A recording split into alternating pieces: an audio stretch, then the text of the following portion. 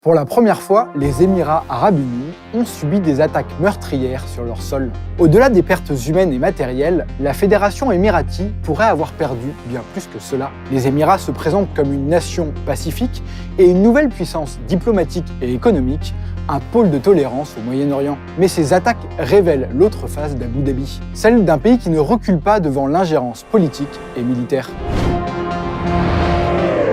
Ce lundi 17 janvier, un peu avant 15h heure française, Abu Dhabi a été la cible de raids aériens. Deux sites de la capitale émiratie ont été touchés. Le premier, le district industriel de Moussafa, zone économique importante, où se trouvent des réservoirs de stockage de pétrole. 3 camions-citernes auraient explosé, tuant 2 ressortissants indiens et 1 pakistanais et blessant 6 autres personnes. Le second, l'aéroport d'Abu Dhabi, et précisément une zone de nouvelle construction, a été incendié sans, semble-t-il, avoir causé des pertes humaines. Si l'utilisation de drones est une possibilité très avancée par les autorités et très reprise par la presse, celle de missiles de croisière Quds II est aussi probable vu la précision de certaines de ces frappes. Alors qui a fait ça ? Dans la foulée de cette attaque, les Houthis, les rebelles yéménites qui combattent l'Arabie Saoudite et les Émirats arabes unis notamment, via leur porte-parole Yahya Sarré, ont indiqué qu'ils allaient faire une annonce importante dans les prochaines heures au sujet d'une opération militaire d'envergure aux Émirats arabes unis. Et 5 heures plus tard,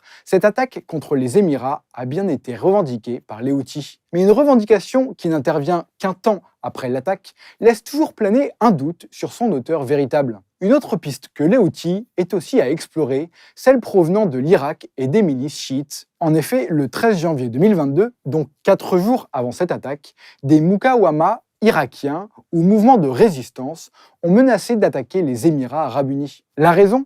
Abu Dhabi se serait ingéré dans les affaires politiques irakiennes et aurait concrètement permis la réélection de Mohamed al-Halbouzi à la tête du Parlement irakien, une figure contestée par de nombreux groupes armés chiites. Une ingérence émiratie qui ne serait pas la première, selon ces Muqawama, puisqu'en octobre dernier déjà, à la suite des résultats des élections législatives irakiennes, qui avaient été une claque électorale pour ces groupes chiites, ces derniers avaient averti les Émirats d'une attaque par drone et missiles. Et ces milices chiites n'ont pas manqué de réagir à la suite de ces attaques du 17 janvier, en précisant que ce n'était qu'un début. Alors une question se pose, l'Iran est-il derrière ces frappes ?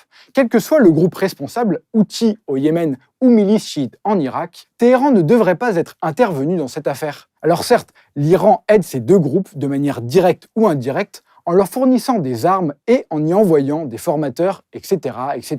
Mais cette hypothèse est très hasardeuse. En effet, Téhéran et Abu Dhabi ont officiellement repris des contacts diplomatiques en décembre dernier. Aussi, une déstabilisation régionale, comme ici avec une attaque sur un allié des Occidentaux, rendrait plus délicates encore les négociations nucléaires qui se déroulent actuellement à Vienne. Alors, revenons à l'hypothèse la plus solide, celle des Houthis. À la suite des attaques, une vidéo du chef d'Ansar Allah, l'autre nom des Houthis, a été publiée. À partir d'aujourd'hui, tous les pays qui ont des relations économiques avec les Émirats arabes unis, ainsi que toutes les entreprises qui y investissent, ne doivent pas considérer les Émirats comme un pays sûr.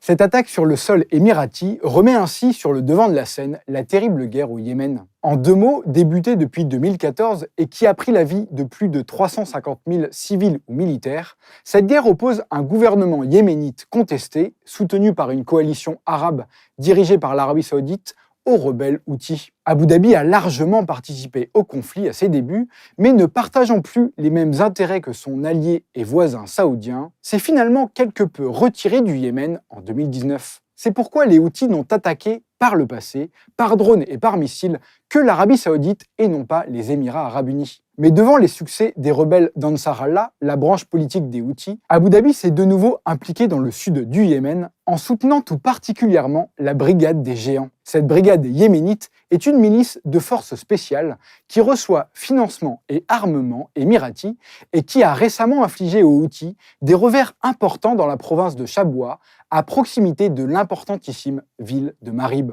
De manière encore plus concrète, le 3 janvier dernier, les rebelles d'Ansar Allah ont annoncé s'être emparés du Rawabi, un navire émirati qui naviguait en mer Rouge. Selon les Houthis, il contenait du matériel militaire, alors que la coalition arabe soutient qu'il n'y avait comme chargement que du matériel pour un hôpital de campagne. À la suite de cette attaque sur le sol émirati, la coalition a donc riposté dans la nuit de lundi à mardi en bombardant Sanaa, la capitale yéménite, tenue par les Houthis, en tuant au moins 14 personnes.